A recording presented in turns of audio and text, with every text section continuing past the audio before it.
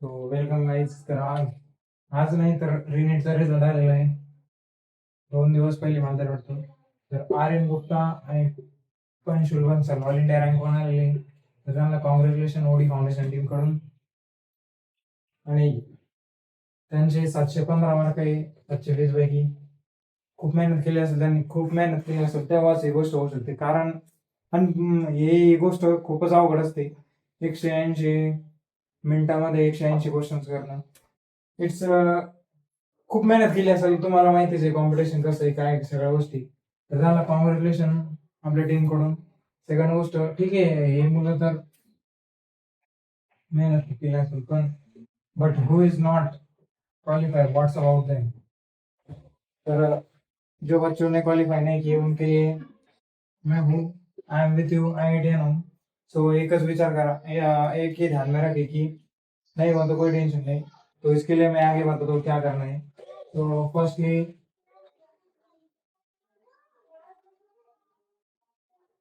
Firstly आपको panic नहीं होना है. डोंट पैनिक,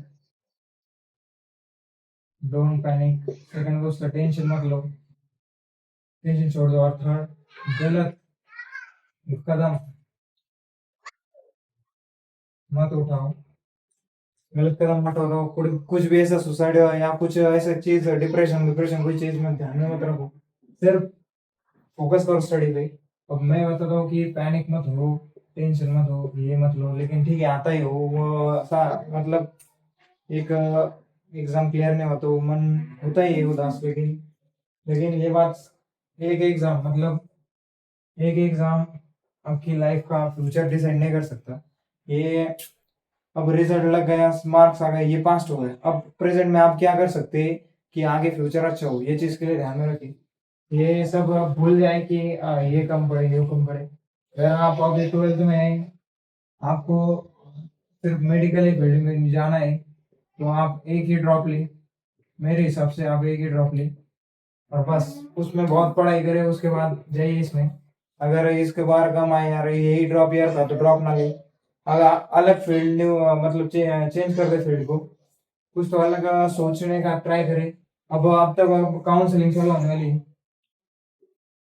जो भी काउंसलिंग चालू होने वाली है. तो काउंसलिंग के टाइम, अब काउंसलिंग के टाइम आप लास्ट राउंड तक होप रखें, लास्ट राउंड तक होप रखें. जिनका क्वालिफाई हुआ है उनके लिए बोल रहा हूँ. और ठीक है, लेकिन तब तक क्या करें, तब तक टेंशन आता है, डिप्रेशन में मिलेगा कि नहीं, ये सब चीज होती है. तो फर्स्ट आप बुक्स रीड करें. सेकंड, धार्मिक ग्रंथ जो होते हैं आपके, जो धार्मिक ग्रंथ होंगे वो पढ़े. थर्ड चीज बोले तो आप घूमने जाए, ये चीज करें, ये चीज करें, ये चीज पे ध्यान दें. और फिर आगे ध्यान में रखें कि ये 3 चीज करें सिर्फ. जब तक रिजल्ट नहीं आता तब तक, इसके आगे हम आगे देख लेंगे कि क्या करना है. काउंसलिंग तक ये चीज करेंगे तो आपको कुछ तो ऐसा अलग ही मोटिव मिलेगा लाइफ की वजह से. धार्मिक ग्रंथ ज्यादा पढ़े, ये चीज की वजह से आपका माइंड फ्रेश भी होगा. और घूमने जाए, हर तरफ घूमने जाए, ये चीज के लिए ध्यान में रखें. और एक एग्जाम कुछ डिसाइड नहीं कर सकता इतना कि लगे आप लाइफ के बारे में सोचे, मतलब लाइफ को छोड़ दे.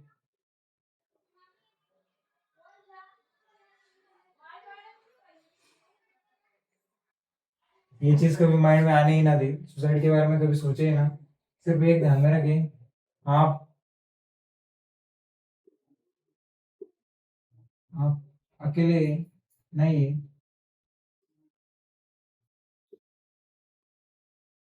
उनके साथ फैमिली आती है.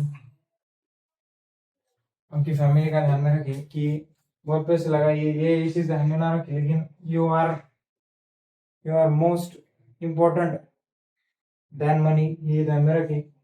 सो इनका ख्याल रखें, इनके बारे में सोचें, इसके बाद ही इसका विचार ध्यान में आने नहीं चाहिए मेरे दिमाग के हिसाब से.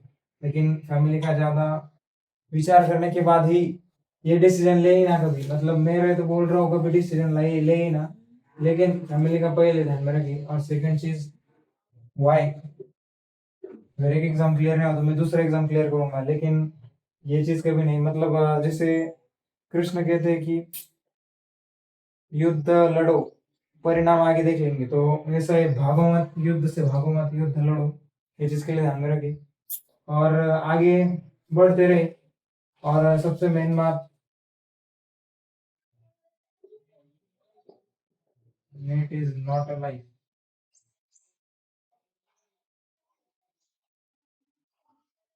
Net is not a life.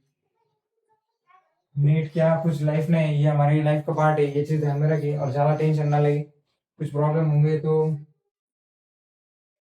IIT Bombay homework, कोई प्रॉब्लम होगी तो इस पे मैसेज करें, इंस्टा आईडी है।